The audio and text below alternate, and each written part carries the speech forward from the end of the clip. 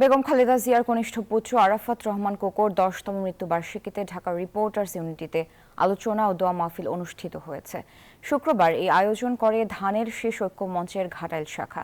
সভাপতিত্ব করেন ঢাকা বিশ্ববিদ্যালয় প্রাণিবিদ্যা বিভাগের অধ্যাপক ডক্টর মোহাম্মদ আমিনুল ইসলাম ভূঁইয়া টুটুল। প্রধান অতিথি ছিলেন বিএনপির ভাইস চেয়ারম্যান শামসুজ্জামান দুদু। তিনি বলেন, বেগম জিয়ার পরিবারকে ধ্বংস করার জন্যই কোকোকে হত্যা করা হয়েছিল।